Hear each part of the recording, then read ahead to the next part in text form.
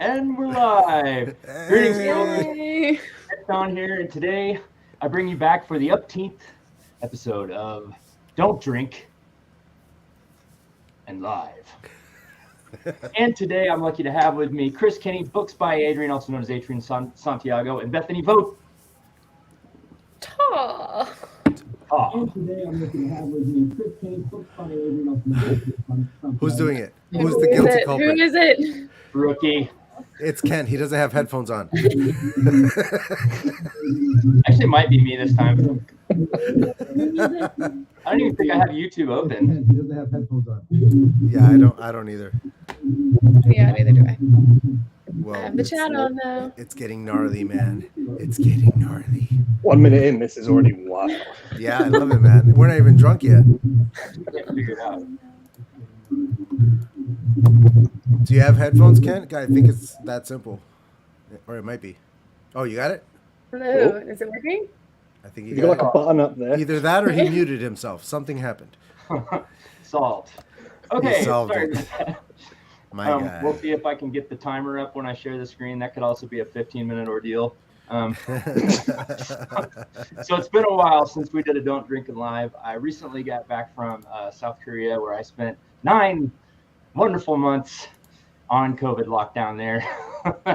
So it's good to be back. It's great to be back with friends, and I'm looking forward to having some fun tonight. Chris Kenny, it's your first time on a Don't Drink and Live. Why don't you tell us a little bit about yourself and what you got going on? Well, thank you very much for inviting me, first of all, and I'm honoured to be sharing the screen with you guys today. Cracking Dr. Pepper. Cheers. Let's get the marketing in there, Dr. Pepper. I don't drink, so I'll be just having a lot of fizzy. So yeah, what have I got going on? So I am currently writing the 3rd book in my Original Earth Chronicles series. That's like a sci-fi, time travel kind of fun adventure kind of deal going on there. It's all very PG, but yeah, I'm going to say 70% roughly through the first draft, and yeah, it's going pretty well. Hopefully, I'm going to have it released by May sometime. So beta readers, look out, because I'm going to be harassing you guys soon to say please read my stuff and tell me if it sucks. So yeah, that's about it. After that, I have got plans to do some cyberpunk stuff. I've talked about this before with a few of you, but it's going to be kind of branching out from the kind of PG happiness. It's going to be a lot grittier, darker, nastier. So yeah, that's what I've got going on. So is this the wrap up of your series, the next one? Yeah, that's it, 3 and out. It's kind of been my introduction, if you like. I've learned a lot writing this series. So after that, I'm just going to put it to bed. I'm not going to linger on it any longer. It's just going to be those 3 books, move on. That's awesome. Thank you. Okay, my brother from another mother, Books by Adrian. What have you got going on, Adrian Santiago? You'll get it one of these days. What's up, everybody? How's everybody doing? Books by Adrian here. Booksbyadrian.com, youtube.com/booksbyadrian. Go subscribe, do all the things. I am really psyched. I'm in the part of the process of my debut novel where I have shipped the manuscript off to the first editor, and I'm super, super excited. We're doing it Google Doc style, so I get alerted every time she logs in to work on it, and I get all excited, and then I wait for her to finish, and then I go and I read everything that she did, and it's like crack to me. It's so good. When I get that back from her, I'll get a second draft done and out, and then that's going to go to critique partners and a couple beta readers. Hopefully a couple of those critique partners are in the room right now, and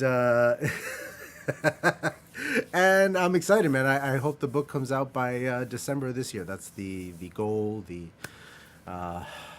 big dream is December of this year. Holidays, Christmas stuff. That's so exciting. You've been working on this for a while, yeah? Yeah, 2 years at least, in earnest, and likely a lot longer if we add in a lot of work that I did before I decided to turn it into a novel. So yeah, it's been a long time. That is an epic length of effort. That's awesome, man. All right, Excited. Bethany Votaw, what's up with you? Hi, my name is Bethany Votaw. I have some books out. I am currently in the middle of editing a short story collection, another one. I love short stories; it's my bread and butter. And I'm spread too thin with certain projects that involve a pen name and a co-writer. So things are just like really spread thin. But stuff's happening, stuff's going. I'm in the middle of outlining probably the coolest story idea I've ever seen. Kent and I have talked about it a little bit. So working on that. Short story collections are coming. Yeah, that's where I'm at. Awesome.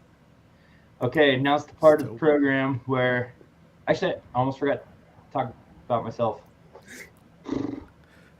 It's okay. You're a little rusty. You haven't done this in a while. So, let's talk about me.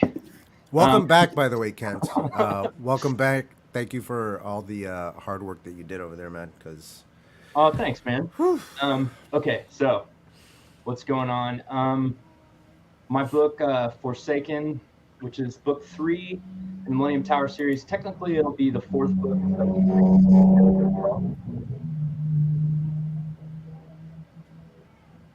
And there's also a whale in my house. So that book should be out early May. I pushed it just a little bit to run it through another draft after working with my editor. It's a big book, so it actually took a lot of extra work to get it into shape. And I really want it to be good. So I pushed it till early May. And I'm getting back some good beta reader. Actually, I had one from a close friend who kind of tore me a new one, which was an experience. I had to kind of like smash the ego down and listen, because it was actually good stuff on my weakest area, which is honestly is I think prose is my weakest area. So working hard on that. And I've already, I think I'm 75% through with the first draft of book 5. So been writing a lot, been writing 3,000 to 5,000 words a day, and really want to finish the Millennium Tower series this year. I wanted to finish it by May to finish the whole series in a year, but that kept adding books. So that made that pretty much impossible. It kept getting longer and longer. So I know the feeling. Yeah. So this newest book was kind of a project that came from my alpha readers all liking a certain character. So I ended up spending a whole book on that character, and I'm having a really good time writing a very different book. So that's what's going on with me. It's going to be weird when I finish this one, because I think I have to double check the count, because there's always like a book I forget about. But I think this will be my 15th novel. So I really feel like it's worth celebrating, the number of years and the number of times writing the end. It kind of starting to feel like a big deal to me. So yeah, I'm excited about that, and I'm excited for people to get to read it and get to finish the series. Okay. That's dope, bro. That's awesome, man. Well done. Excited. And I can't wait to start another series.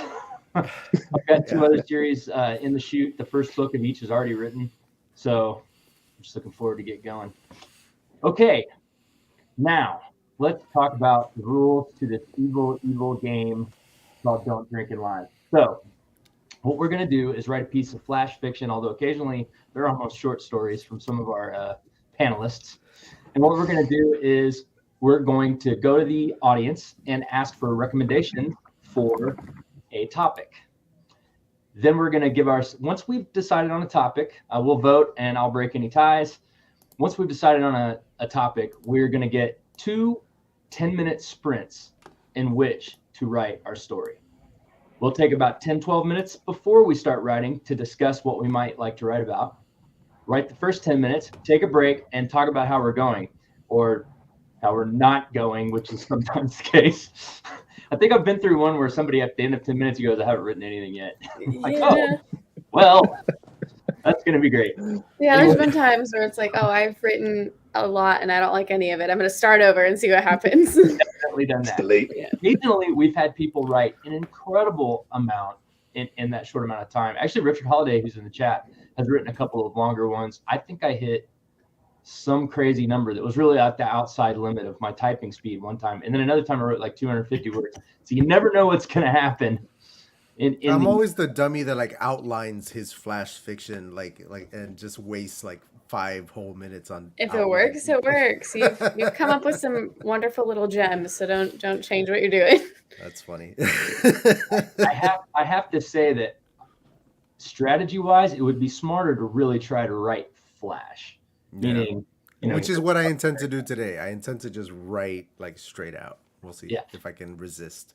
But every once in a while, I get this idea for kind of a story, and the more story there is, the harder it is to get through by the end. And I've been literally writing the last sentence on the buzzer. Sometimes you can't go back and look at anything. So it's really fun. Chris, I got to ask you, man, what do you think of this crazy game we're about to play? I'm liking it. I'm liking the rules. I'm liking the strict time limits, and I'm hoping that the audience is going to give us some gems. I'm looking at the chat, and I'm seeing, well, Bethany's in there talking about alligators and Easter alligators. Like an Easter alligator, We're already getting Easter bunny. So that's good. Hey, I didn't recommend a granny, so that's a win. But I mean, if someone wants to throw that out there, I'd totally be okay with that. I was just gonna say you didn't recommend it, but you definitely already brought it up. So Alligator grannies. Yes, they're terrifying. So if you guys have a recommendation for something for us to write about, please feel free to put it in the chat, and we'll take a look at it and then make fun of you for having terrible ideas. Like kangaroos, whoever. So we're getting feels like Animal Day for some reason. Yeah, what's going on with the animals? Give prompts, prompts. Oh yeah, there's no genre requirement, right? I know Richard does, like, everyone has to write a different genre, but we just write whatever we want, right? Whatever you want. Okay, cool. It's all freedom here. We don't have any of that stuffy British legalism. Yeah. Structure. Down with the Brits. I love my Brits. Chris. One of the things my editor complains about is I write a lot of things with British idioms, and I don't know where that came from. Oh, probably from reading a lot of British writers. Do you read a lot of British writers? Yeah, that's where it comes from, bro. That's actually an interesting question that's come up in our Discord group a couple of times. Like, if you're writing for a British audience, but the story's set in America, do you use American idioms in the narrative? Or do you use... actually, I think it was on your stream too, right, Adrian? I don't know if it was on my stream, but I think I was up there. I was a part of it. I don't remember where we were, but yes, I remember talking about this. I remember saying that I just think it depends on the character more than anything, right? Because like whatever character you're seeing through the eyes of, if it's a British character, then it should have British idioms. Dialogue is a completely separate thing. The character speaking, if the character speaking is British, then obviously, boom, there's your British idioms there. But yeah, I don't know, man. Depends on the character. I always thought it had more to do with like the target audience. Like you want it to feel like the narrative to feel like a warm blanket to them, Sure. Agree. That too. There's a lot of angles to it, I suppose. Sure. Yeah. However, I am not sure that I know what American style is anymore.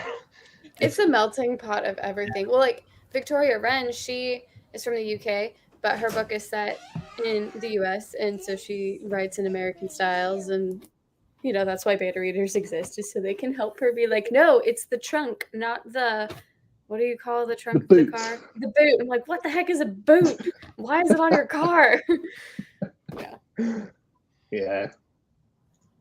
There's a lot of differences which kind of don't really make sense, but Well, and I think part of it is like just knowing your audience and stuff as well, like Kent was saying, because certain genres, I mean, I think like the romance genre, I think you could pretty much get away with anything because they're such voracious readers, but like more essays and like short story like type thing is more widely read like by US readers. At least that's what like the stale statistics look like on Amazon and Apple Books. So it's like if you're writing in that range. No, you're good. But yeah. And the beauty is if you're self-publishing and you realize you made a mistake, you can fix it. Just put it back. That's it. On that topic, Kent, thank you very much. I wanted to thank you publicly for the special edition that you did of Blind Spot for the Tuber Book Club. That was really cool, man. Oh man, I was happy to do it. It was fun. It's one of my favorite things about being self-published is all of your books are like living works. Yeah. I go in and fix things all the time. Like especially as the series grows, I go in and correct canon and stuff like that. So actually. I was just going to write a foreword for your book club. And then I'm like reading the first scene. I'm like, man, I can tweak this a little bit. And then next thing I knew, I was halfway through the book on a new edit. So yeah, oh well. Yeah. It happens. That was fun getting messages from you where you were like, I'm just gonna put in an introduction, and then you were like, I'm just gonna touch up a few things, and then you were like, I've done a full edit of the novel. Yeah, I didn't plan that, just for the record. The stream of messages was just great. All right. Let's start talking about our topics for the night. I feel like animals are like winning the day. Let me scroll up a little bit. Let's see. We have, as usual, Bethany, please. Crocodile grannies. You missed Grannies it and earlier. animals is all I'm seeing. Grannies and animals. What's going on today, guys? Oh, I had a typo. That was great. Who's I had to drinking here? redact it. Lighthouses. Creepy. That sounds like something Richard would like. Haunted houses, lighthouses. Okay. Richard has a thing for architecture. Scary architecture. Very British of him. Kangaroos. Those things scare me. Those They're way too things, buff. They're boxers. not natural. Refrigerators. Hi, Laura. Refrigerators. Right about refrigerators. Never keeps your food Let's fresh. be real. I guess. I don't know. With the prompts, we sometimes really lean into them, or sometimes we just have like a brief mention of the word and consider it good. So Yeah. like it's fine. Like there's a lot of room for working. That's fair enough. Yeah, that's Hey, fair Garrett. enough. We can go Dangerous kittens. I feel like Oh. all kittens are dangerous, but Yes. catfish. We've merged kittens and fish. Yes. It's like a crocodile. A catadile, but a catfish. Girl meets boy can include catfish. There's something. Thanks, wife. that, and I- That's the not- wife. Thank you.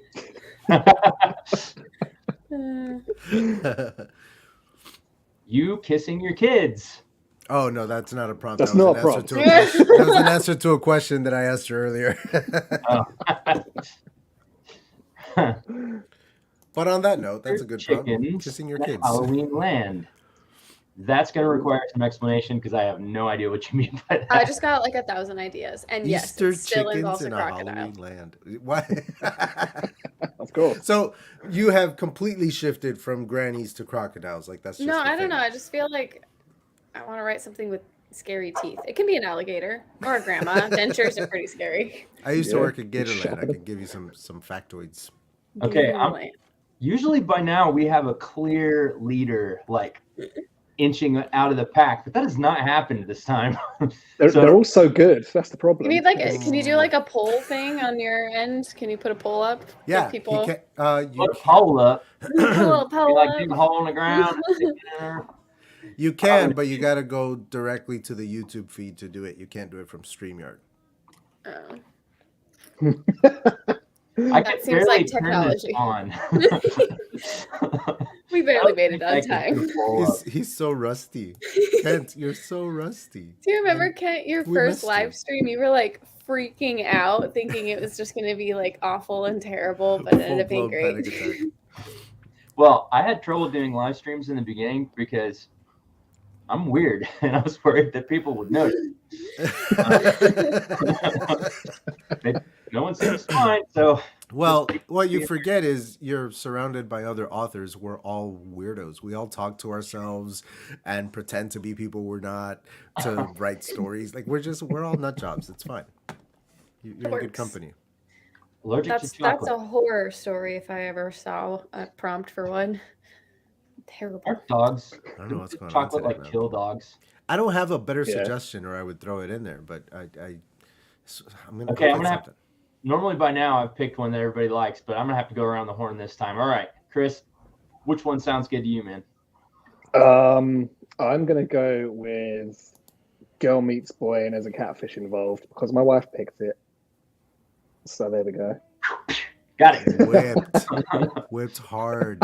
I think it's a good suggestion. She's I like already it. written it out for you, hasn't she? And you've just Yeah, I'm just got a gonna call it draft down. waiting in the winds. Yeah. Plug. Did hope you already so. have a story written? I'm married, dude. I know how it works.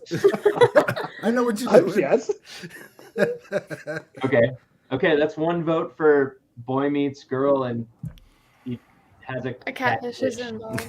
shaped tattoo or something. I like that one. That one seems fun. Okay. Mr. Santiago, what do you got? You know, I'm gonna go ahead and I'm gonna go with writing about Easter chickens in a Halloween land. I don't know why, but I don't know what that means, but I want to explore it. Easter chickens in a Halloween land. Yeah, I'm seeing like some real Tim Burton-y, kind of like Nightmare Before Christmas, but it's Easter and Halloween rather than. Anyway, that's the first thing that comes to mind. Okay, Bethany. I'm gonna go boy meets girl with the catfish involved. I'm outvoted. Ooh, that's 2 votes. Amelia's kind of running the show tonight. That's It's too cool to think about. There's more than one good idea here. Or a refrigerator with teeth that bites you when you go for too much food. I would have a lot of bite marks. Okay. Any votes from the audience? Anybody really, really, really partial to one of these? I just want to see how everyone would do with a girl meets boy, but there has to be a catfish involved. Boy meets girl on a date to see Easter chickens in a Halloween land. Okay, I got an idea. Catfish involved. Here's what we're gonna do. I think Ava's on the right track. So what we'll do is we'll have the base story be boy meets girl. Okay. However, bonus points for working as many of the random things mentioned in this stream as possible. And even as I say this, I have no idea how I'm going to write it. But that's the beauty of Don't Drink and Live. But bonus points for working in as many things as possible. And you're not forgetting. Doesn't feel very sorry. There's no forgiveness here on the Kent Shawn YouTube channel. They're very generous. Love it. I always forget to look in the camera. You guys like actually look in your camera? Because I'm always looking at you guys. But where it is? Somewhere. Like when you're supposed to be, this is awkward. Like I just feel. Yeah. Hey guys. Staring Sometimes into I your do this. soul. If I'm talking, to like everyone, I might just do this because I don't need to see your faces necessarily. I know they're there. But yeah, we're supposed to do this, but I'm doing this.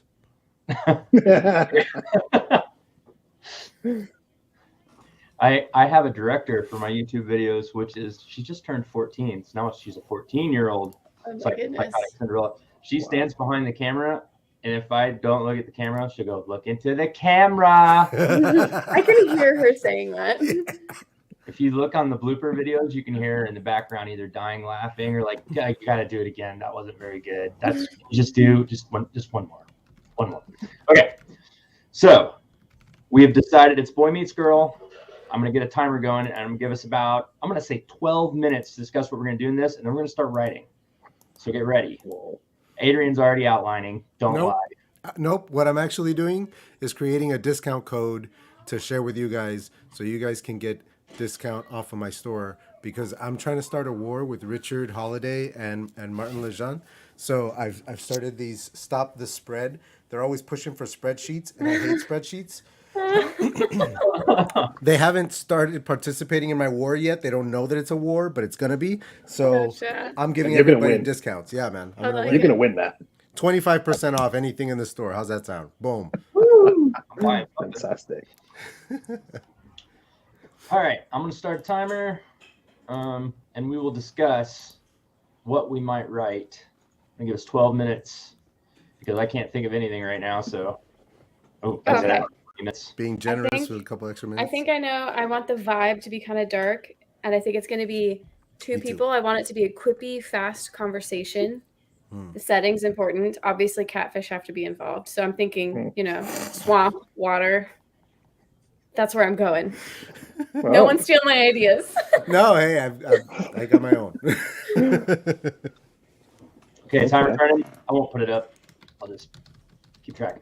All right. Yeah. I'll put it up for the sprints though, so you can kind of see how much time you have. Okay.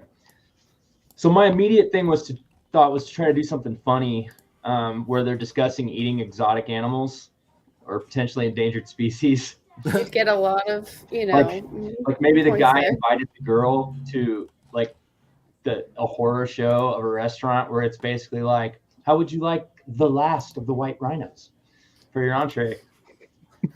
But I don't know. How am I gonna, like, how is that a 2-paragraph flash? Like, it's hard to figure out. What do you think, Chris? I'm thinking first-person narrative. It's going to be the guy. He's going to start out at his refrigerator. So that's straight away. That's straight in there. And he's on his way to meet the girl, but he's actually the catfish. So he's kind of getting all like in his head about how he's going to go about it, and he doesn't really have a plan. Similar to me, I don't have a plan for this, so it's just going to unfold naturally. Wait a minute, he's actually a catfish? Like, literally? Yeah. Do you know what catfish is, right? Where you're pretending to be someone you're not. Oh, I wasn't. I was thinking like the literal, you know, like the whisker. That's what I'm going with, literal. Oh, you're going with actual. Oh well.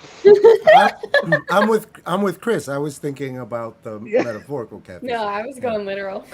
Oh well, this is changing. This can take many. Well, you can do whatever. You can do whatever you want. I mean, now I'm just lost. I don't know what to do now. That's why I was like, oh, water has to be involved. Catfish. You're probably like, I don't see the connection. Okay, yeah. All right, what do you got, Bethany? I want it to be quippy between two people. It's going to be great dialogue. I can already feel it. And I think it's going to be in a swamp. I have no idea, man. I have a really good idea. I'm afraid to like say anything else. And I feel like I'm going to get my alligators in there anyway. Wait, are alligators in the swamps or is it crocodiles? Well, there's like if we were in like Louisiana, alligators are way more common in America. Crocodiles are far more rare. Like there's anywhere between like 2 and 5 million alligators in Florida, but only like 8,000 crocodile. We'll go with alligators. Check out the big brain on books. I used to work at Gatorland. I know a lot about alligators and crocodiles. I was almost eaten by the biggest American crocodile in captivity. I have a whole story about that. It's really fun. Did anybody see the video of like this one giant crocodile walking across a golf course? Yes. With another crocodile in its mouth? Yeah. Oh. Yes, I did see. Yeah. I'm sorry. Just a dinosaur, like just walking. I was literally just thinking that. Life. Yeah. Oh my goodness. Monsters are eating other monsters here. This is not a place for people. Here be monsters that eat monsters. Let's make vacation homes here. All right. That's so funny. All right. Okay. I need a new idea. I feel like I ate too much food to be clever. So, I don't think I've got all the brain cells firing. Okay. Simple. I don't want to like set myself up for failure, but I'm like really excited with my idea. Hopefully I can execute it well, because there's been many times where I've been like, this is going to be great. And then I read what I wrote and I was like, well, it was a good try. And we like leave it at that. Normally I don't have to read it live. So we'll see. Yeah, I don't really know what I'm going to go with mine at all. So I think I just got where I'm going with mine. I think I just nailed it. Start writing and hope for the best. I'm just hoping my wife comes down any second now and just writes it for me. Perfect. It's no problem. It's no problem. Chris, we got to talk about that, man. I feel like we need to sit down and have a long talk. Is your wife a writer too? Mine? She helped a lot with the love story with my romance novel. But to be fair, it's based off of your love story as a couple.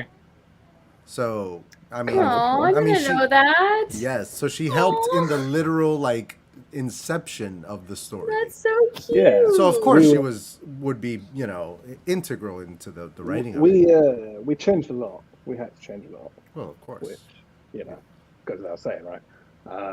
But yeah, there was a lot of privacy. Yeah, of course. But she knows the genre, right? She reads romance. She's read this week, I think, about 5 books by Colleen Hoover, romance author. Mm-hmm. She's just devouring that stuff, so she knows the genre. So yeah. Sorry, my son needed me.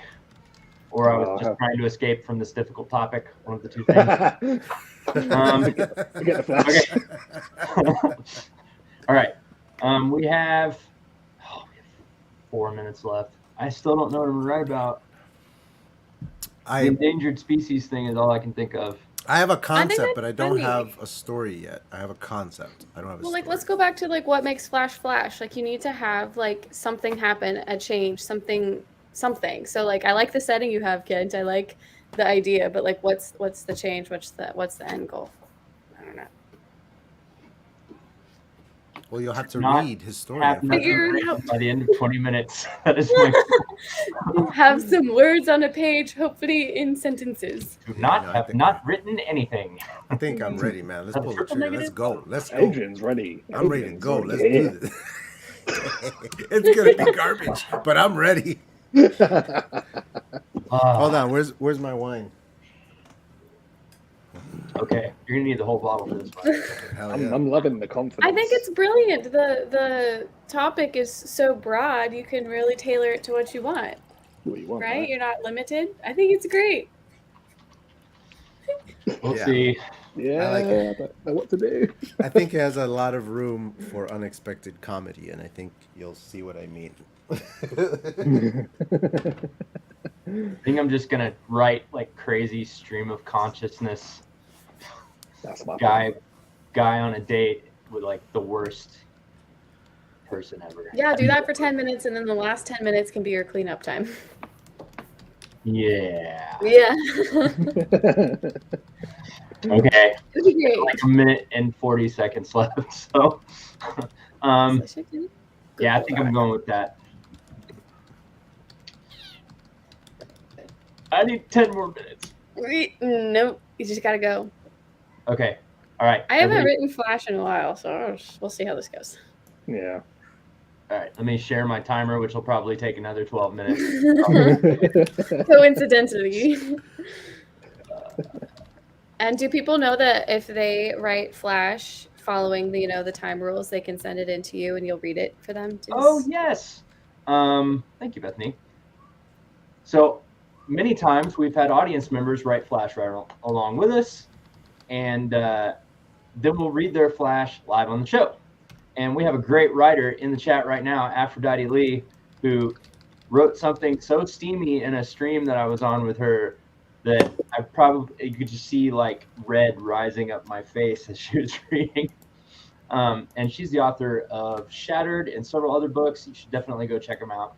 Nice to see you, Aphrodite. You're never late. You arrive exactly when you mean to. Or was that Gandalf? I can't remember. It's both. It's both. Okay, I'm going to attempt to share my screen. Talk amongst yourselves. I believe in you, Kent. You can do this. You can do this. Can't We have see that. faith in you. Yeah, You are a soldier. You can do it. And audience members, you should write and send it in, Oh yeah, that's a thing too. Everybody else, write something. Yeah, do Send it. it in. We're curious. 'Cause I want to see if you use a catfish that's a human or a catfish that's actually a catfish. Let's settle this debate. I feel like it could go either way. Why not both? Oh, The catfish is a catfish. that was All my right, twist. now you're just telling everybody my story. All right. Oh my Like, Come on. It's terrible. Can't figure it out. Poor cat. His brain is exploding. over Happens there. every time. It's my life. Second at a time. Close everything else. I have like Canva and everything else open. Anybody else use Canva? Yes. Yeah, it's Religiously. I feel like I've spent way more of my life on Canva than I need to making advertising and stuff that still doesn't work. Well, we heavily used it when sharing documents with our branding designer. Aha! I did it! Ooh, look at that. Done. I have lots of cookies in the other room actually because it is Easter. All right. 10 minutes. Get your whatever you're writing on ready to go. Audience, get ready. 10 minutes of sprinting on the topic. What was the topic? Boy meets girl. With Boy bonus meets girl with a catfish. Bonus points for everything in the stream. which I already don't remember. What was it? Kangaroos alligators, crocodiles, refrigerators, Chocolate, but being allergic to chocolate. Yeah, Easter I mean, chickens. grandma's. I don't know how I'm gonna fit any Nah. of that in there. don't know. Let's go. It's Write it fine. down. We all haven't written Flash in a while. This is our first time back. This is my first live in a long time. Like, it's fine. It's all fine. What Could could be a go train wrong? wreck. Who cares? All right, you guys ready? Ready. Yes, sir. On your mark. Get set. Go.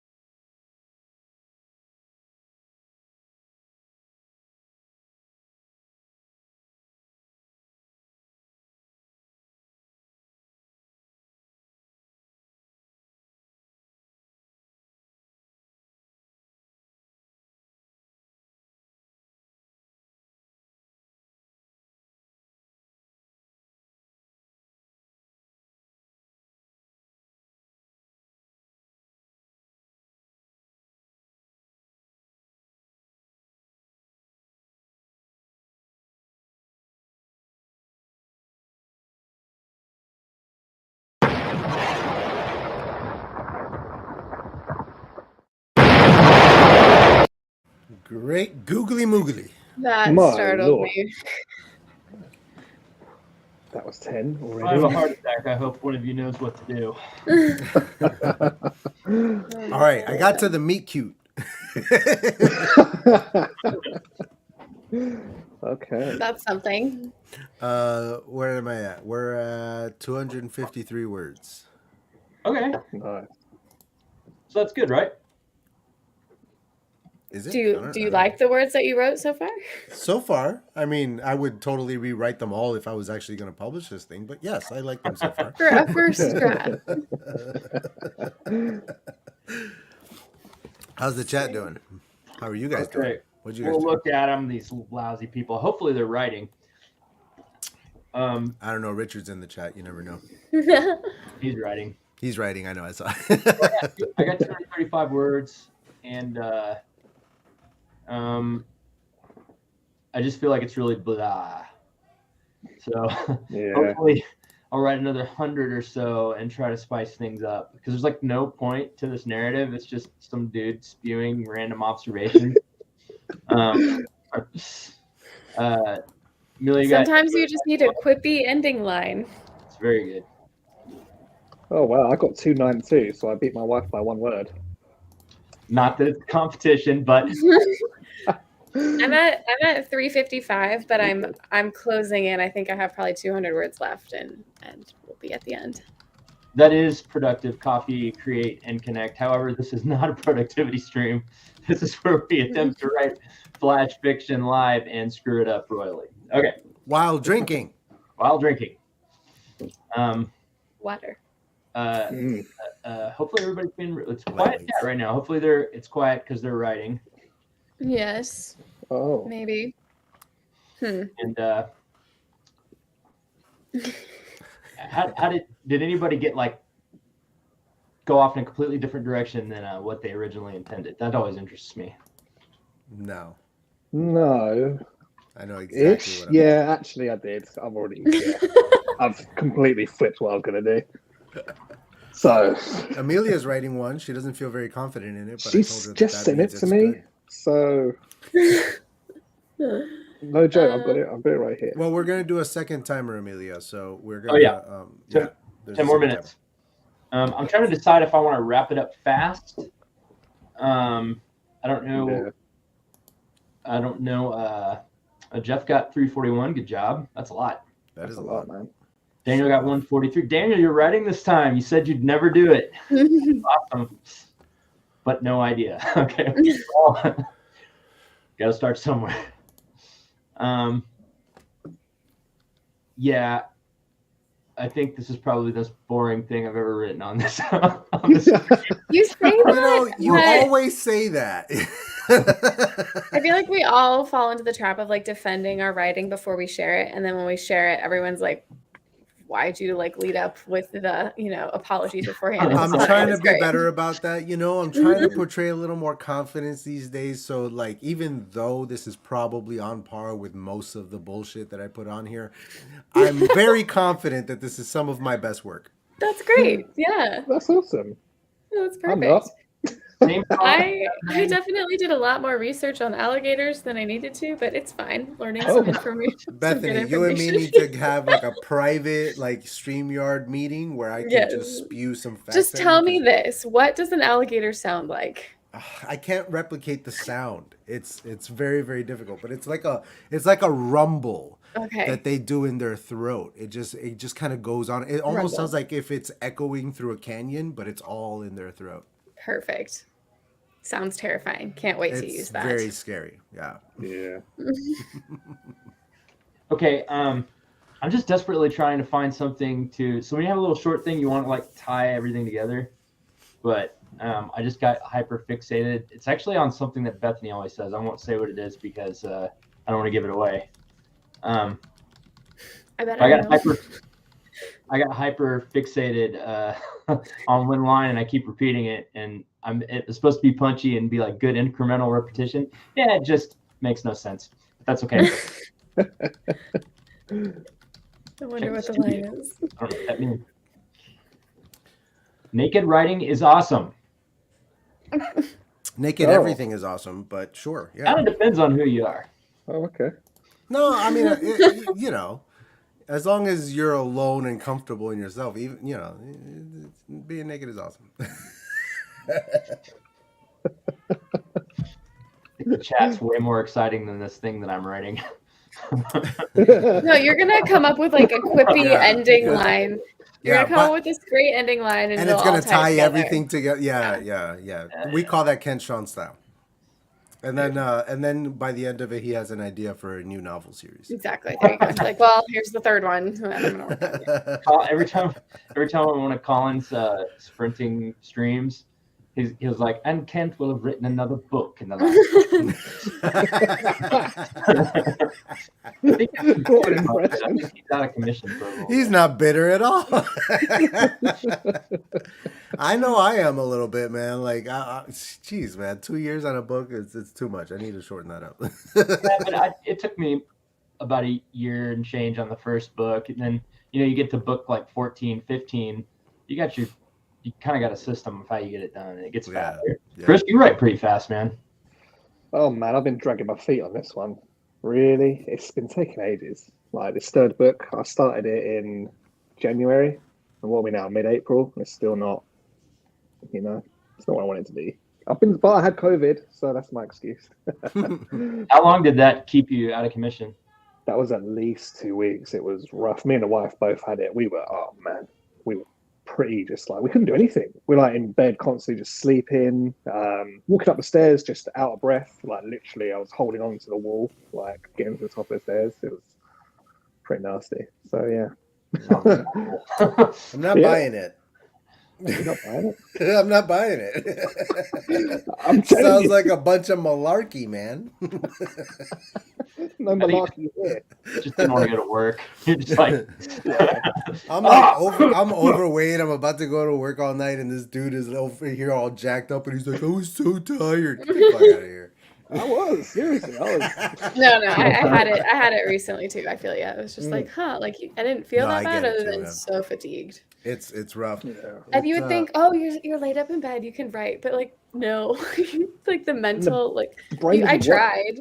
I wrote a few things, and none of them were good because I was like, Yeah. just Yeah. not with it. That's Yeah, why I didn't proper- even think twice about it when Hello Future Me came down with COVID. I rescheduled his appearance on the channel because I was just like, I know how rough that is to like even pretend that you're not suffering is ridiculous. Yeah. No, it's not good.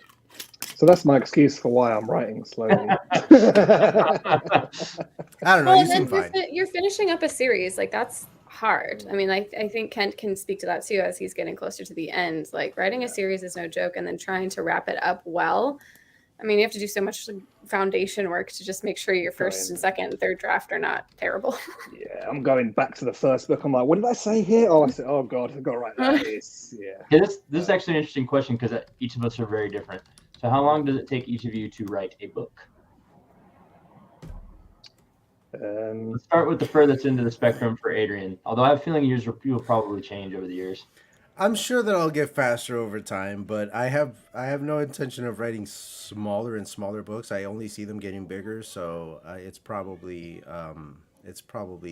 dumb of me to even think that I'll get faster. It'll probably take longer and longer every time, but that's what I like to read, man. I like to read big, epic, sprawling books, so like that's what I like to write. So it's gonna take a while, 2 to 3 years, I'm thinking, for each like big thing. I mean, I'm outlining book 2 right now, and I already know like it's almost twice as big as the first book. It's way too big.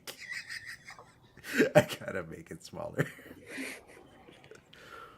8 Cheers. days and another that took 2 years. That is a wide span, although I feel that. So how about you, Chris? Now you're on, you've written like 3 books already this year, right? Love Story. It was Love Story. He didn't write Love Story. Amelia wrote Love Story. I just put my name on the cover. That's fine. Yeah, that took us, I'm going to say us. I think that was 3.5 months, but we really delayed releasing it because it was our first kind of, foray. So actually, we finished it, but we were kind of getting, people to read it and tell us if it was awful or not. So that took a while. Then the next one I wrote in about 4 months, and then my dad passed away, so I kind of was really delayed writing my second in this series.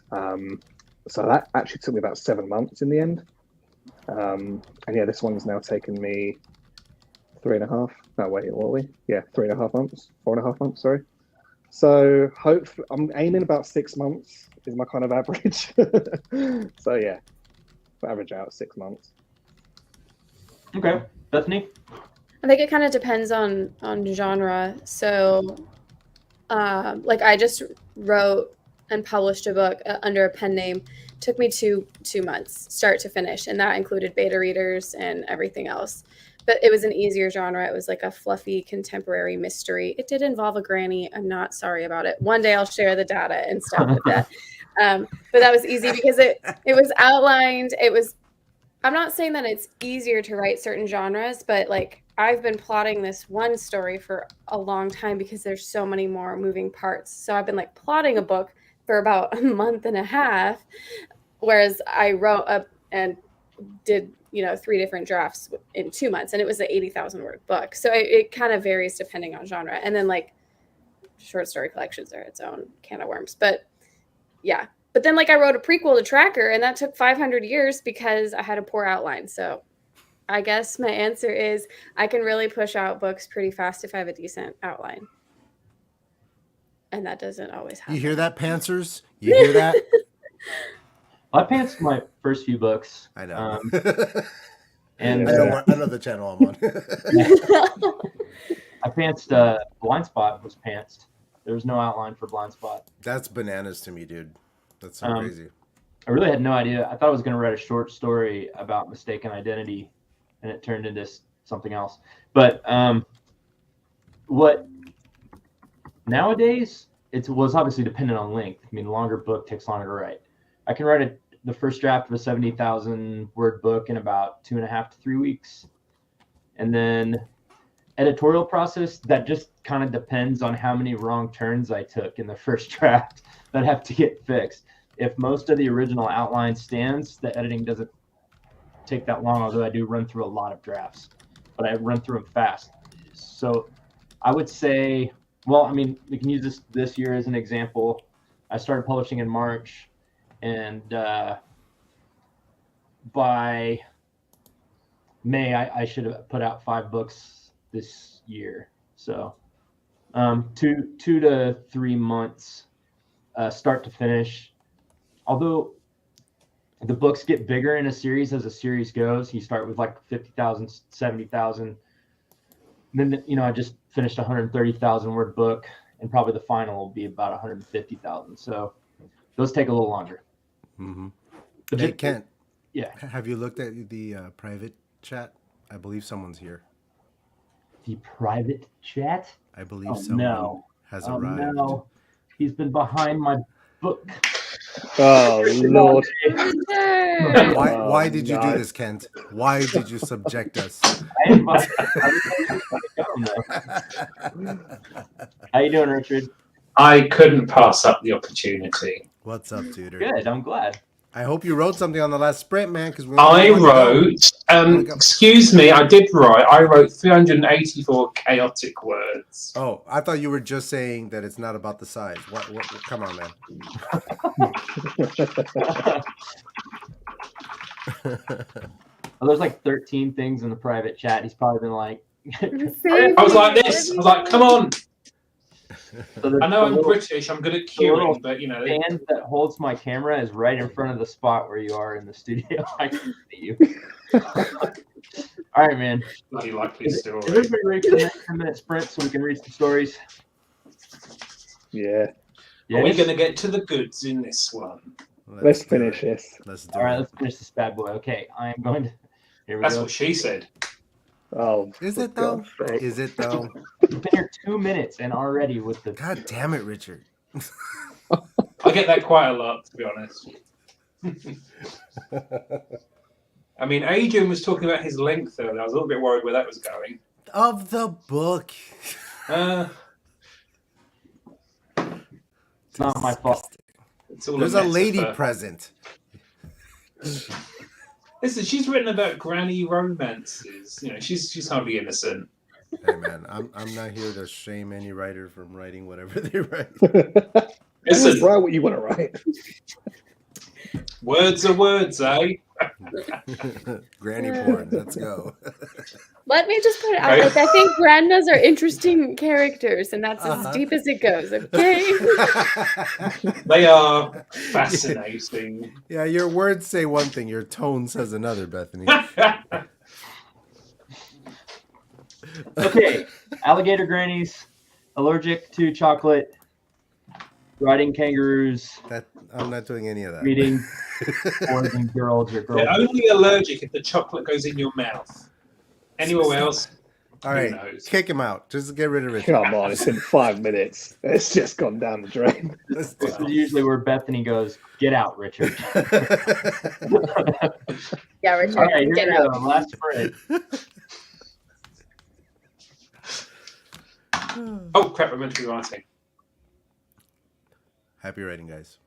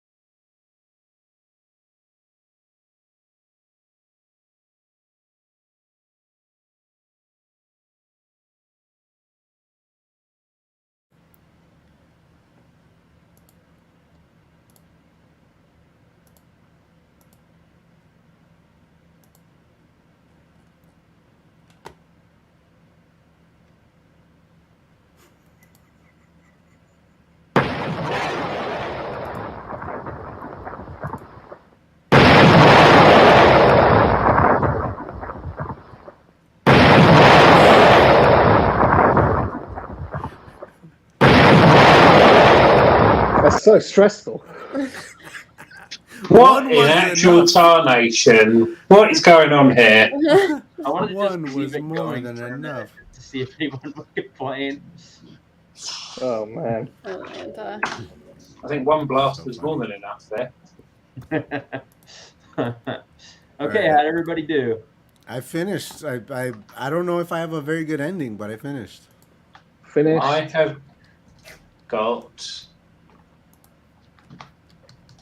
739 words. Wow. Yeah, mine is just shy of 600, I think. Yeah, I've got 560. Yeah, I'm around 580, something like that. I ended up on 470, and I'm going to blame my wife. She came down, and if you guys were watching, she was down here. She was distracting me. She was. A likely Cat story. Cat was involved. He's down there eating now, so you're going to get what you or get. catfish. So, are we emailing these to you, Ken? I've forgotten how this works. Yes, I think so. Okay, so I will remind everybody, if you want us to read your wonderful story live, Live! all you have to do is send it in to kentshawnauthor@gmail.com, and the panelist of your choice will read it live. I'm going to put my email address up in the chat right meow. All right, I've sent mine in. Ditto. Send mine in. Oh, just you guys wait. I got a good one for you today. This is bananas. I feel like I kind of cheated on how I used all of the terms from the chat, but I didn't get all that. I didn't get all the terms for the chat. I'm still gonna count it. Yeah, I got the prompt though, I think. Yeah. So I just basically wanted to finish any story at all, so I finished it. I went for the catfish in the literal and metaphorical sense. How do you have a metaphorical? Well, I have a feeling that we're Wait going and to have see. similar stories, Richard. Oop, I'm getting emails. That's a good sign. So I can put them up on the screen. All right. Folks in the chat, how did you get along? Did you finish your stories? Are you ready to have something read? I mean, I'm just curious to see what everyone did with the catfish. And I feel like I might have cheated with the boy meets girl thing, but it still happens, so. Okay. Same. It's fine. I'm not defending anything. I don't have to. It's just a story, and people are going to think it's My story might get me arrested. Oh, one could only hope, Richard. One can only hope. Well, after my dinner tonight, Adrian, you probably want to get me arrested. I don't say it. Just don't. Does it involve pineapples? No, please. Why? I mean, why? there was a pizza and there was fruit involved, so. Bethany, technically tomatoes are fruit, so don't feed the wildlife. I'm pretty sure that I pushed the boundaries of good taste with one line, but I didn't have time to go back and think of something better. So I did try to sneak my line from the chat in where he said. I had to rush the ending. I wanted to put my line in. So that's why they call you fish fingers, but it didn't quite make it in. Oh my god! Mine's Don's here. God, why? Be brave, Daniel. Send it in. Oh my god, that's so funny. Be brave. The Don himself is Come on, here. chat. We're all gonna look like dum-dums. Just send it in. We'll all be dum-dums together. It's gonna be great. Okay. I love it, Amelia. I'm sending. It's crap. I don't believe that it's crap, but I'm so excited that you're sending it. I think it being crap makes it better. Wait, you got it. It's supposed to be fun. This is a writing exercise. If we were expecting gold every time, I'm sorry, but we would all be failures. Hey, chat, include in the email who you want to read. Speaking of emails, subscribe to my newsletter. Oh, is it that time? It's always promotion time here. Hell yeah, it is, man. Hustle. That's true. Everybody else got a chance to kind of talk about what they're up to. If you want to really quick, Richard, tell everybody what you got going on, please do. Hell yeah. Jesus Christ. I'm Richard, if you don't know who I am. I'm the author of this. I am currently working on my next book, which is going to be like a techno thriller. Should be out this summer. It's called Price War. If you want to hear more, subscribe to the newsletter. Join the Richard Holiday author platform. Fun stuff. Okay, who wants to read theirs first? Don't all volunteer at once. I think we should do ladies first because it's polite. I mean, I can. Bethany volunteers. Sure. That's how that works. I have a document open for you. See, she's so smart. She doesn't try to write like this long narrative. Instead, see, Bethany, you're smart. What? Just back and forth? Short? Quippy?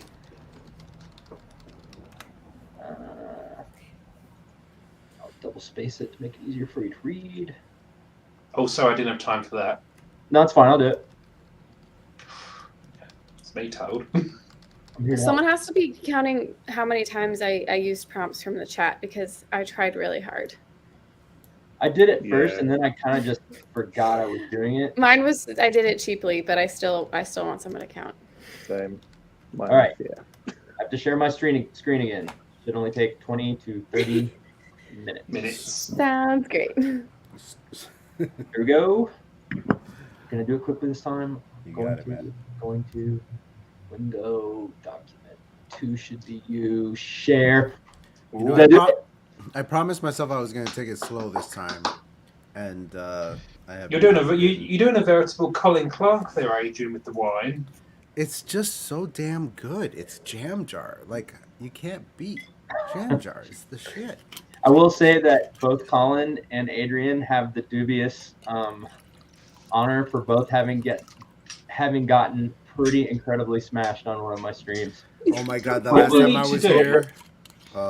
It was a little bit difficult to understand. It was bad. It was bad. What we need to do is get Colin and Adrian on one of these, just the two of them, to see who can drink who under the table. Yeah, like a drink. I'm not a drinker. That's the thing, is I'm a total lightweight. That's why I get so sloshed on here. I never drink.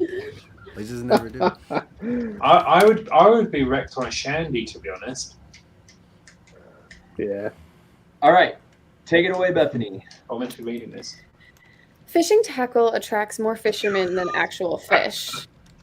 Shops sell flies and lures in every shape, color, size, and price. The names are eclectic too. Refrigerator Death and Allergic to Chocolate lures claim to be the very thing every fisherman needs to land the big one. But nothing draws in a fisherman more than the phrase secret fishing spot. Believe me, I know how to lure fishermen to the fish. What the hell did you bring? I asked my fishing buddy when he opened his tackle box. Gus fumbled with some lures and hooks, eventually stabbing himself and opting for a simple Easter chicken lure. Sorry, I haven't been around much, Gus said. My Fridays and Saturday evenings have been jam-packed full. Haven't been fishing much. I don't care. I did. Turn off your headlamp before you attract the bugs. I had killed the engine early on, and we've been floating in the muggy swamp for a bit now. Also the prime catfishing spot, I told Gus. This doesn't feel like a good spot, Gus said, sucking on his pricked thumb. There are the biggest catfish down there, I swear. Well, that's why I came along. But how'd you find this place? I've never been out so far before. I fiddled with my own line, letting the bullfrogs talk. A low groan echoed off the water. Gus's head snapped up. What the hell is that? Just a gator, letting the other alligators know this is his spot. We should probably get out of here, Gus said. Nah, we're okay, I said, patting my old but faithful shotgun at my side. This'll scare him off. What time is it anyway? Too good to wear that fancy watch of yours now? I asked. Lost it. Lost it? Must have slipped off. The rumble of the gator echoed through the quiet swamp. Even the mosquitoes quieted. Gus swallowed. We ought to go. I don't think we're going to catch anything now. Thwack! What the hell? Gus yelled. I hit the water with the spare oar again. It's to call the catfish, I explained. It's the sound gators make when they're feeding. Catfish want the leftovers. His reel buzzed and he yanked back on the rod, pulling the catfish toward the surface. The water splashed in the line and fish were gone. It was easy prey for the gator. I hate to lose one, Gus complained, especially to a gator. He was already digging around in his overstuffed tackle box for another lure, probably going for a kangaroo granny. The moonlight was bright, but it just couldn't cut through the fog. I shined a spotlight across the water, and Gus and I were met with several pairs of glowing eyes drifting slowly toward us. That's a lot of gators, Gus rumbled. I nodded. They're just coming to see what their buddy got for an appetizer. We'll never catch a thing with them this close. They'll steal everything we land. Yeah, I said. Looks like anything struggling in the water will just get torn to bits and pieces. Let's head out, Gus said, already packing up his gear. Oh, by the way, I said, I have your watch if you happen to want it back. My watch? He asked. Where the hell did you find that? Under my wife's pillow. I picked up the shotgun, and the gators rumbled like thunder. Oh! Dun, dun, dun. Wow. Dun, dun, dun. I did not see that coming. No, that's an ending. I mean, I did see it. It was on my screen, but I didn't see it. I didn't see it. Yes. What Yeah. what made you come up with that? Did you have that right from the beginning? No. I mean, I like the idea of like the whole meet cute, but what if the meet cute was off the page and actually not really cute for everyone involved? And then we were talking about alligators and stuff like that. So I dug it. That was cool. That was really cool. That was really good. With That this, was like because the setup was there. You were tickling us with a lot of setup, and I couldn't figure out. Adrian, you're on mute. That was awesome. I realize that now. Bethany, I actually have an analogy for what it's like listening to your flash fiction on one of these shows, because I was listening to an interview with what's his name? The comedian Kevin Hart. He was talking about, I mean, he's one of the greats of all time, and he's talking about a night where he and Chris Rock were both working on material at a particular, stand-up. And again, two of the greats of all time, and they're sharing notes, and they're talking about like all the craft that they're putting into their jokes. And then Dave Chappelle like walks in. They convince him to go on stage. He wasn't even going to. He goes on and does 3 hours of the most epic comedy that they've ever seen. And within the first 10 to 20 minutes, Kevin Hart says that he and Chris Rock look at each other and tore up their notes and just threw them away. Like, why are we even trying? This dude is the best. And that's what it feels like when I do flash fiction, because I'm all like, yeah, this is the best what I've done. And then Bethany reads hers and I'm like, fuck. no, I've been doing this longer, and I felt, I don't know. Thank you. That's such a sweet compliment. But I feel like comparison is gonna rob you blind. But Right. Yeah. I think again with the topics, like they're so broad, it can be a little overwhelming, and that's why I think niching it down and just like making sure, like Kent said, I had a lot of setup, but I was going somewhere with it. And then, like, you can read it again. Like, Aphrodite caught it. She's like, oh, you lured the fisherman. Like, that was, like, one of my first lines and whatnot. So, yeah. Gotta add more. That was really good. Well done. Mine. I'm always so impressed about how you can pull it feels like almost like a finished story out of 20 chaotic minutes of sort of just madness. So really well done. I feel like just sort of throw mine in the bin right now, to be honest. No, don't. Thank you. My only comment would be, and Chris pointed this out to me, is there's quite a lot of reference to tackle, which to the British audience may be a bit of a double entendre. I have to admit. Okay, you're gonna have to explain. Yeah, I don't know what that means. Yeah. I couldn't possibly explain it in front of a lady. Okay, good thing I have Google. Don't Google his tackle. I text Richard. I was like, I bet you are loving this. I mean, I was trying to kind of keep my poker face going at the references. Tackle box is like a common like fishing phrase. Should I say know. gear Yeah. box? It's so funny. At least you didn't say he had a really long rod or anything like that. There was a line before I reread it where it said he yanked his rod back, and I was like, "Oh, you should rewrite that." That was a bit too on the nose, to be honest. Yes, I edited that out. All right, who wants to be next? I feel like it has to really be sure. someone. Come on. Mine's really short if you want to do mine. Hit All it. right, away. that sounds like a volunteer. Yeah, do it, man. All right, grabbing it.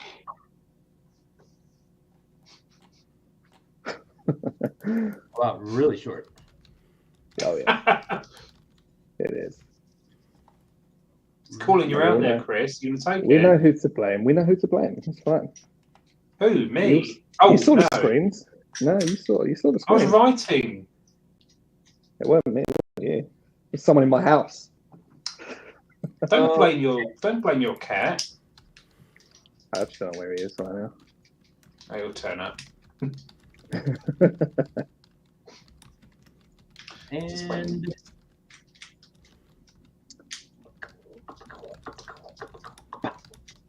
there we go. Take it away, Chris. I slammed the refrigerator door way too hard. Bottles of milk clanged loudly, almost waking up my pet kangaroo. Taking a deep breath, I move to the mirror and stare at my reflection. Hair looks good, it's double just right. She's going to be blown away.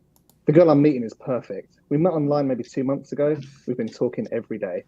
She works near Waterloo Station, so I've agreed to meet her after work, taking a train from my house. I took the day off just to prepare. Stepping outside, my Jordan trainers splash in a puddle. Great. Distracting myself, I open my phone, stare at her picture again. Gorgeous. A quick text to tell her I'm on my way. 2 blue ticks later, she's confirmed her excitement for the date. My heart leaps a little bit. I remember how nerve-wracking this thing is. She doesn't know it yet, but she's about to meet the real me, just like the others. I get onto the train 5 minutes later than scheduled. Can't believe it's late. And my anger must be showing because the old lady across from me is giving me a strange look. She's got a purse that looks like it's been made from alligator skin. Moving through the carriage, I find an empty seat by the window. Nice. I love looking out on the world, watching people live their lives. I often wonder if anyone else does what I do. The brakes screech and the train pulls into Waterloo. It's busy, as always. I'm starting to feel anxious again. Where did we say we'd meet? Oh yeah, the Costa just outside. What time is it? Oh crap, she's going to be there first. Taking a deep breath, I meander through the dense crowd, secretly hoping that every single one of these idiots falls over rushing for their train. Okay, outside now. Costa is dead ahead. This is the part I love. When they see me without recognition. I don't know who I am, but I know who they are. Stepping inside, little bell rings. A few heads turn my way. She's not here. A few guys in suits. A woman sitting by herself. And a couple with their dog. Odd. I send her a text. Hey, just got here. Where are you? Ding. The phone goes off. My heart drops. The girl sitting alone at the table checks her phone. She looks up, catches my eye. Oh my God. She's catfished me. She's catfished the catfish. So short. That was really good. That was dope. That's what Flash is for. That was sharp. That was dope. I rushed that in the end. Was it autobiographical by any chance? Yeah, that's how me and the wife met. No. That was really good. Well done. That was dope. That was dope. Okay, that's way too good for your first time on Don't Drink and Live. Yeah, Next that's pretty time good, you need man. Pre-game. Yeah. Yeah, you need to be drunker. This isn't fair to me. I'm already like. That's great, man. Yeah. Thank you. I think we should do one from the chat next. Did anybody from the chat submit any? Let me see. Well, That was good, Chris. That was good. Chris, did you feel rushed, or did you feel like you had enough time, or what? I'm curious since this is your first time. The first 10 minutes I was like, this is going really well, and then genuinely my wife came down. We were just fucking around and saying hi to people. Gumming up the works, man. That's what the wives do. They gum up the I was works. just like, whatever, I'm just gonna finish it. I wrote like 100 words in the second. Cute. Look at Ken. He's like, no, Adrian did not just say that on my channel. I'm married. Totally okay with it. I have Amelia right here in my inbox. I think we're gonna read her. I think the hubby's got to read. I think that's. Okay. She asked me to read it. I believe she requested Richard. She requested. Oh, Richard. did she? Yes, she did. I don't know what that says. She's all tired of handsome and articulate and wanted to change. I think she doesn't want Chris taking credit for her writing, so she wants somebody else to read it. Again. I'll take credit for it. And in her defense, she wrote the first 10 minutes, and I know for a fact she didn't do shit for the next 10 minutes. So I've read it. I think it's awesome. Okay, here we go for Amelia's, and Richard will read. Actually, Richard has, I keep teasing him, but he has a really good prose reading voice. We'll all enjoy the melodious tones of Richard. I think he's taking the piss there. I hate that expression. Take it away, Richard. I don't even know why I'm here. When I got the text to say he wanted to meet me, I had to do a double take. After 10 years apart, why does he choose now to reach out? The waiter comes over to ask if I want to order yet. My mouth is dry and I answer, "Just a water, please. I'm waiting for someone." "It's been a while, Sophie." His voice still sends chills up and down my spine and warms me in places I'd forgotten I could be warmed. "Hi, Jake," I say, struggling to maintain my composure while I stare at that crooked smile. "Just remember he left you in New York on your wedding day. Don't let his good looks fool you. He's a prat." "Sophie, he starts. "Just tell me why, Jake. You disappeared off the face of the planet without even telling me why you left me that day. Why is it so important that you see me now? Your guilty conscience finally caught up with you?" "Yes, Soph, good one." My inner voice screams at me, cheering me on. I remember coming back to our empty apartment, staring at the magnets on the refrigerator of all the weird animals we'd seen together.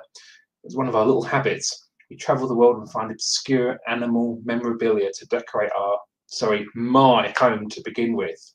I begin to take them down. The alligator, the catfish, the kangaroo, and the crocodile, but to name a few. I didn't notice the tears streaming down my face as I did it.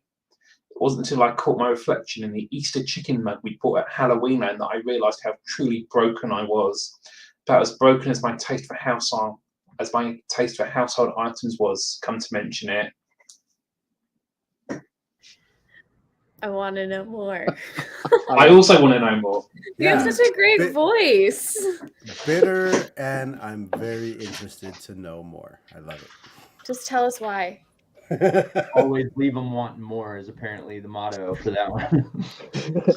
Well, according to Chris, she only wrote the first 10 minutes and not the second, so that's why. That's pretty Genuinely. She nailed it in the first 10 minutes. Exactly. That's such a great voice. Very strong narration. Yeah, for sure. Okay, man. Now I'm wondering if she wrote the pyramid and the cube. And, I don't know. She hasn't even read the second book. So definitely not. Explains why the quality went. Yeah, just nosedive. All right. Should I do next? Since I have to leave at 8, I should probably do my next. Okay, absolutely. Famous last words. That was good, man.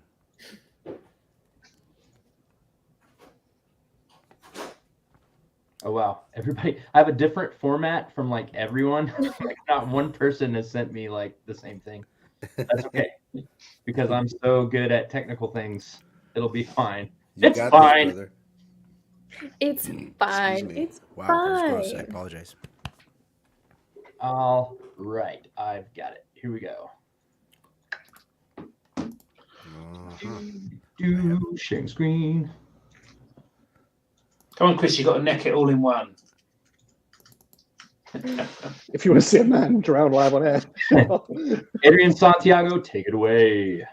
I want to make note of the fact that it's done in my brand's font. Okay, like I was about to say this is a very unusual font. This is no. I even like the Comic Sans at the beginning. No. That he must not have my font on his computer. That's not a representation of my font. You have your own. All right. Here we go. Doris and Nathaniel, by me. Doris the hen was freshly widowed and deeply depressed on this cold October night. Her husband Boris had been beheaded, plucked, and roasted for the big dinner Halloween night. The pumpkin corpses mocked her grief with grotesque faces carved by the very knives the humans used to remove poor Boris's head. Oh, how his body ran about headless and hopeless. So much blood. It was an image that would haunt Doris to her grave. An odd thing that, roasting a rooster. Typically, you'd roast a hen, but I suppose the humans went for the twisted on Halloween. She paced the farm, clucking sadly. Her neck bobbed, her head back and forth, but not with the same vigor as when her great love was still alive.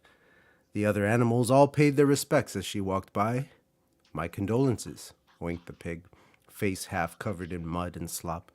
Thank you, Doris clucked. So sorry, whined the shepherd dog. Thank you, Doris clucked. I reckon you must be real lonely, said the stranger. Oh my, sir, excuse me, but I don't think I know you. You're not from around here, are you? He couldn't have been from around here. He had a strange look about him, wet and long in the body where Boris had been round and plump, but this gentleman's waddle was large and red and pronounced. It went down the length of his back, quite fetching. His face was wide where Boris's had been small and round, but this stranger had whiskers the likes of which she'd never seen, so long and impressive. I'm a friend of Boris. He used to walk down the ways and talk and play chess with me. He'd never mentioned you, she said. Nathaniel, a pleasure to meet you. A good lady, Doris. I've heard so much about you. I wish I could say the same, Doris clucked. Well, Nathaniel said, blushing, that's the heck of it, you see. Old Boris saw the end coming. His speech was odd, like gargling and popping sounds, and he smelled just like the alligator from the swamp that would often come up to the farm looking for food, only to get chased away by the farmer. He confided in me, m'lady hen. He asked me to take care of you after he'd passed. Take care of me? She flapped her wings in a rage. I'm not some child that needs looking after. M'lady hen, Doris, neither he nor I meant any offense, you see. He loved you, but he was my best friend. I owe it to him. It is my duty. Humph! I'll allow you to visit. Once per week, she clucked with a turn of her beak. To see to my well-being, but that is all. Do not presume to woo me, sir. I'm a lady of grace and virtue. But alas, Nathaniel's charms were too much for Doris to resist. Over the following weeks, the wet, long, strange rooster, with the largest, reddest waddle she'd ever seen, wore her down. Every visit, he brought her flowers, chocolates, strawberries. He was a romantic and a salesman to the core. One night, Doris could resist no longer. He was so handsome, so long and oddly shaped. It was irresistible. She invited Nathaniel into her coop and then invited him into her nest. But during their lovemaking, he began to sweat, which made the paint on his waddle run. It wasn't a waddle at all. It was a fin. He was a catfish. But it was too late. Doris laid 5 catfish eggs the next night. The moral of the story? Always check the size and shape of his waddle. That was clucking great. Oh, man. Cluck me. I can't believe that. Oh my goodness. But that was also very disturbing. I like how, like, in the chat, Richard and I both at the same time were like, feels very Animal Farm. Like, I love That's what I was saying too. It was very disturbing. It's an exercise in tone for me, I think. Yeah. I think your narration skills just made it all the more like creepy. Yeah. Like, it added another layer of like, this is weird. Talking about his wattle. Look at Kent's face. He's imagining the smell. So much going on there. Is it hot in here? Okay, I think I'll go next. You do that. I don't know how I'm following any of that, but I'll do my best. You gotta throw Amelia's comment on the screen, though. I could listen to your voice all day clucking hell. And then I put, Doris got clucked by Nathaniel. All right, let me put mine up. I don't even remember what I wrote now, so this should be It's interesting. excellent. I really Well, that's have for everyone. what's on this page.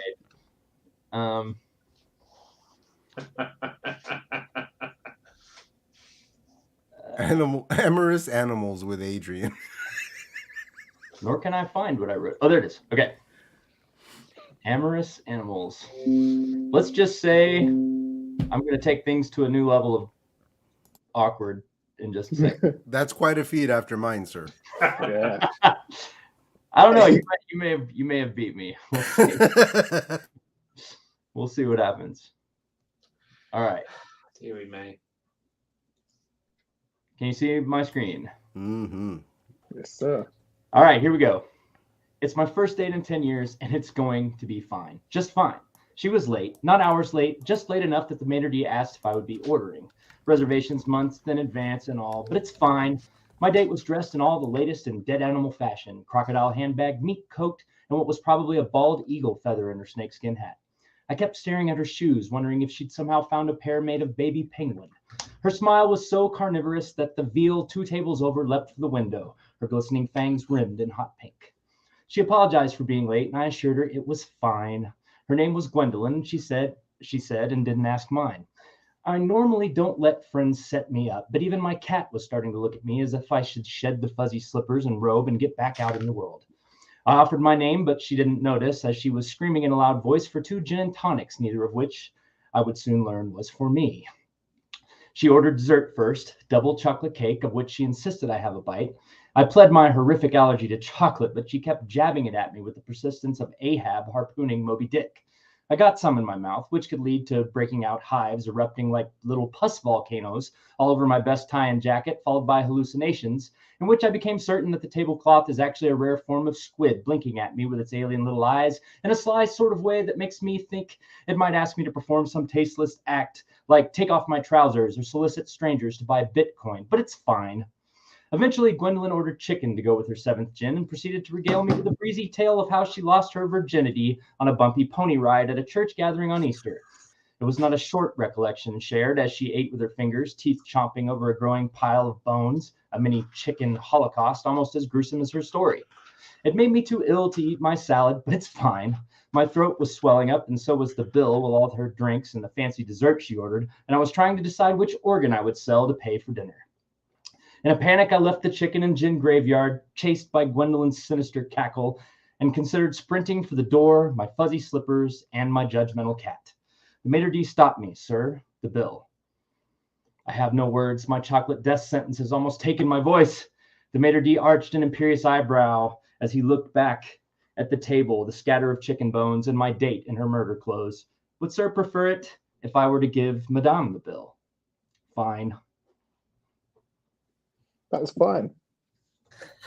Yeah, fine. Just fine. No, that was cute. My goal was the longest run-on sentence of the night, so I tried I to get got a it though. paragraph. Like, Yeah. I I like was trying to that. think what pro writing aid would make of that. I love that. I just like I know it's like a funny and quippy, but like those run-on sentences actually have a purpose in writing. Like it's okay to use those well. Like we can feel the exasperation of our poor character right now, even though it's like a funny like setup. Like it really adds an element to the tone. I think it's a really great example. Yeah, It's Yeah, fine though. It's fine. Certainly It's whimsical. so Bethany has a thing she does when something awful and like life disturbingly catastrophic happens. She goes, "It's fine." And then she goes, "Get out, Richard." True. My catchphrase is "It's fine" and "Get out, Richard." Works for me. Works for me. Who is next? If Me. only he would listen. Speaking of me, I will go next. Ooh, I have Channeling another my one. inner American by being so bullshit. Oh boy, here we go. Your inner American what? By being so bullshit. I don't understand. Yeah, see? That's not even American enough Me? for us to understand. I don't Chris understand knows what what I'm that getting means. at. Chris I knows know what I'm what getting I know at. what you're saying. You're Oh, already American failing. Gangster. The only one who understands you is the other Brit. I'm doing my Associate bit. as a Brit. It's true. I don't know what you're saying. I could watch Kent's stream on mute and just stare at his face, all these weird faces he's making. I don't know what you're talking about. Catfish romance. Okay, I'm not sure whether this is going to be a good bedtime story for Amelia, but It's going to be appropriate. Good luck. okay, I need to zoom in on this. So this is Catfish Romance by yours truly, Richard Holiday. Is that her? No, he said. It can't be. He looked into the creased picture in his hands. Around him, the bar murmured, drinks clinking and the hubbub of conversation rushing like a wave across them. His friend pointed to the woman on the stage. Fuzzy, I don't know. Maybe it's an old picture? No, it's her. Reckon she saw me? Staring across the room, past the wooden walls and empty amber glasses, past the plaid-clad people playing pool, his gaze focused on that little platform, a bare post in front of a faded, ruffled curtain. The crowd stopped as the lights went down. To the side, a drummer hissed a drum roll on his battered kit. Emerging from the curtain, a svelte figure in a ruby-red dress across a taut frame. She walked towards the pole, holding it with one gloved hand, and clipped the silver microphone into the piece atop. "It is," he said to his friend. The friend raised an eyebrow. The table rattled. "Calm down and wait," he said. "You remember last time? I can't believe you talked me into this again. You're playing with fire now. Stop it." "No, water. Always water with her," he said, relaxing his undulating knee. Reaching for the table, he swigged the last vestiges of the warm beer. And then, like a lightning bolt, she opened her maw wide like a shark, and the words to the song flowed like a tide out of her mouth and foamed like surf around the microphone. It bellowed, turning her vocal trickle into a tsunami that enveloped every soul in Salty's bar. Sitting back in his chair, he let the serene vocals swish around his ears. He was captivated. 18 minutes, 8 songs, like a blissful flood of torrid but soulful notes serenaded him. The lights came back up and he rushed to his feet. "Where are you going?" the friend asked, reaching up. "I must," he said. He ran to the stage just as the curtain flapped away. He strode to the platform, stopped by a burly man. "Can I help you?" Her voice, "Get back to your seat," the burly man said. "You wouldn't be the first. You won't be the last." Returning to his table, he regarded his friend but pushed past, not sitting down. He heard something from outside and he raced to the door. "Wait!" He didn't. He followed through the door into the cool indigo night. Beside the water's rippled surface, a dark brown boardwalk that backed down the bar. At the end, under a single yellow lantern, she was there. He followed, not sure if this moment was destined to be. The boardwalk creaked. The waves rippled under the disk of the moon. "Don't come any closer," she said, not even turning at the end of the boardwalk. "I don't want you to see me." "I came," he said. "All this way. I came for you." She turned slowly, her feet crunching on loose chippings. Her mouth dropped. You're not him." "No, of course," he said. "Why do you think that?" "Then why you had me?" "I had to do it, otherwise I'd never have got this far," he said, reaching out. Her face turned from surprise to rage. "Stay away from me, creep. Why'd you do this?" "It's my last chance to meet you. Colleen, the catfish Creighton. I needed to make sure." "Sure of what?" He took a deep, soulful sniff of the salty air. "It's perfect." Far away on the shoreward end of the boardwalk, the sounds of doors bolting against walls. "Hey, there he is. It's that creep. Get him." They ran towards him, thundering down the pier. "Last chance, Colleen," he said, pushing forward. He grabbed her supple shoulders. "Get off," she said, pushing back, but he leant forward, losing his balance. The handrail creaked and then began to splinter. "Help! He's going to..." Splash! He wrapped his arms around her, feeling her push against him as they fell under the surface. Her hair swished with the current, but her movements slowed. He pressed his lips to hers, feeling the bubbles of life escape her. They sank to the bottom, destined to be together. The bubbles trickled away like a summer flood, and their bodies, turgid and sodden, but he had won. What? I didn't put that in. What? Okay, maybe I did. Dude, how did you write so much in such a small amount of time? It feels like that went on and on, man. That's a lot of words, bro. And not a lot of them made any sense, but hey ho. No, that was interesting. You had a You had lot a of good mood. alliteration to really add some like momentum and tension in that. So, were you inspired by The Shape of Water? You can admit if that was the inspiration. Inspired in the fact that I bloody hated that film, and I thought it was really creepy and odd. It's one of my favorite films of all time, but that's okay. I mean, there is a reason why it was nicknamed Grinding Nemo. I mean, I keep forgetting books by Adrian actually liked that film. I just remember immediately. Yeah, I really like that film. It's really good. Good is certainly a word you could use. It's not the one I would use. Get out, Richard. What she said. So what inspired That's what your she story? said. What I've never even inspired seen your this story, movie. Richard? Amelia. I kind of just wanted it to be this whole catfish slash. It's like they fell into like Catfish Lake. Her name was Catfish the singer. I kind of went all in on the catfish element. But I think not quite one of the angles I went for stuck fully, so I just kind of went for everything.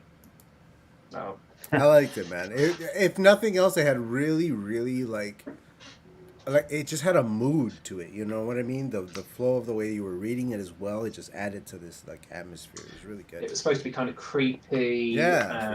Nothing's quite right. You know, once you get beneath the surface, no pun intended. Or was it? But at the end of the day, there's nothing creepier than a catfish pretending to be a rooster just to like sleep with the widowed hen. I mean, that's. Could be worse. It could be some weird fish-like thing in some 1960s government facility who falls in love with the mute cleaner. That's a good movie, Richard. I don't know. I think I'd rather go and watch June than watch that one again. Okay, guys, we have another from the audience, and I know. Oh, you know, I love you really. Books by Adrian. I know. Yeah. I just don't love that film though. From the audience, and. It's a different email, but I read 2 words, and I know that it's Aphrodite Lee's. So I literally didn't even need to read more than half of a sentence. I'm like, this is Aphrodite Lee's. There you go. Who does she want to read it? The I definitely think style. Bethany should read it. If Bethany doesn't want to read it, I'll do it. I thought Richard. Just knowing Aphrodite, I'll be a tomato the whole time. Okay. Here we go. I'm gonna put it up on the screen. Am I reading Aphrodite's? Bless her. I just want to preface this. I'm going in blind to this, so I don't quite know what's going to happen. Okay.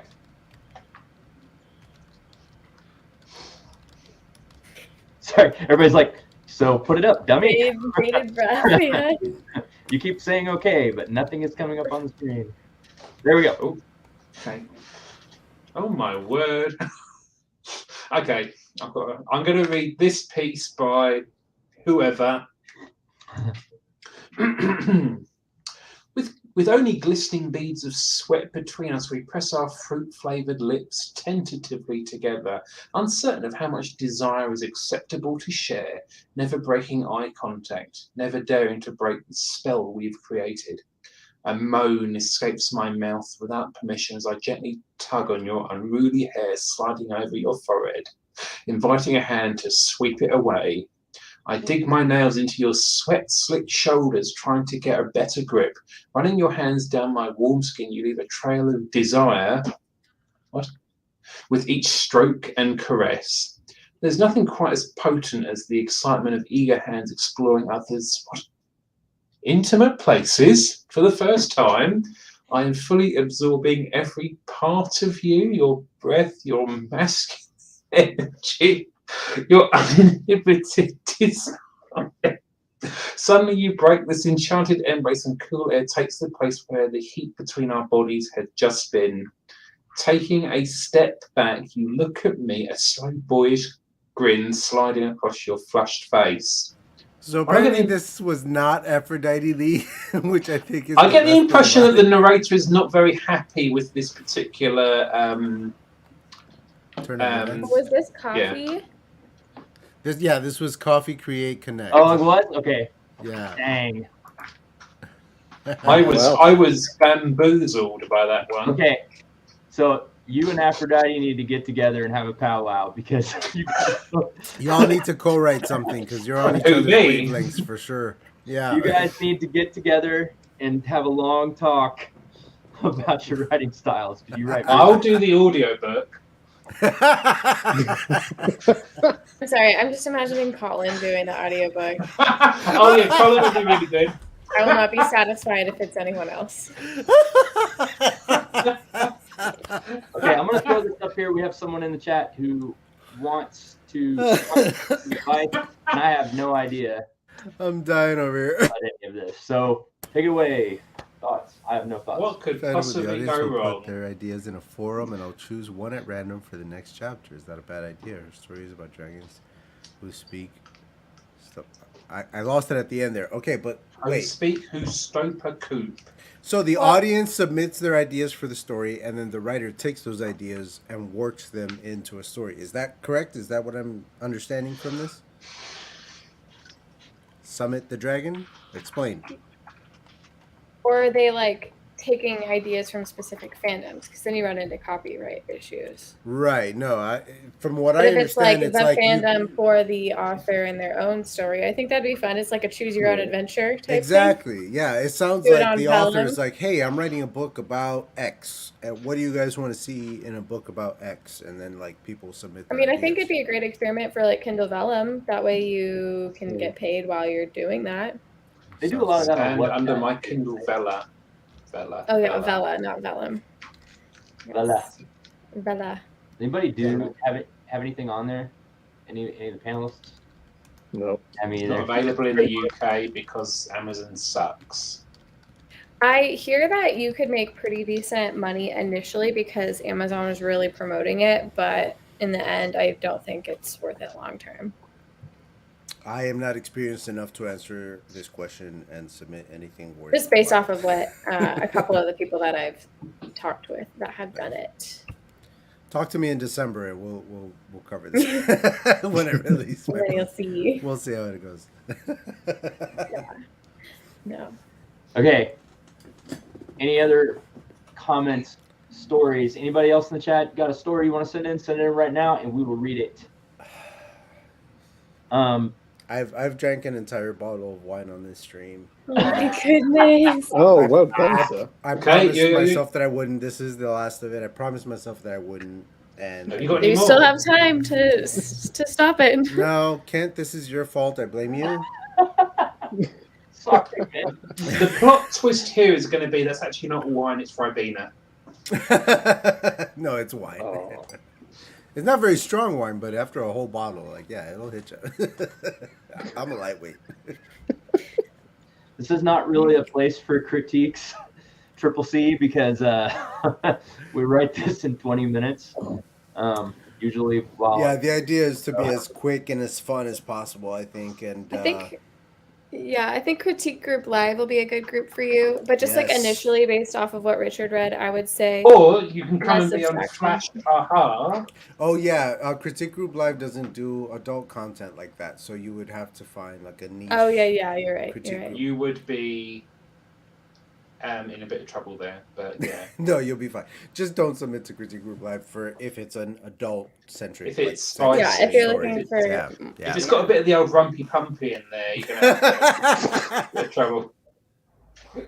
The old rumpy pumpy. Of course. Oh no, the you're fine. I rumpy could totally. pumpy. She said she's new here. No worries. Like The old funny business. it's fine. It's No, the Flash Aha pumpy is a part good that one. gets me. That's the part. The pumpy. But seriously, part you should Triple C. You should look up Aphrodite Lee and connect with her because you guys, I Well, you think, can't- are on you the can't- wavelength.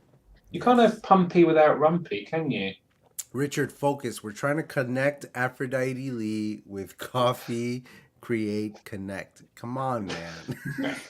I'm sorry, I'm drunk. They actually have really similar writing styles. Like that is kind of a shocker. I've read Yeah, a book- no, I definitely thought that was Aphrodite's work too. Yeah, like halfway through it, Aphrodite put in the chat, this is not me. And I was like, really?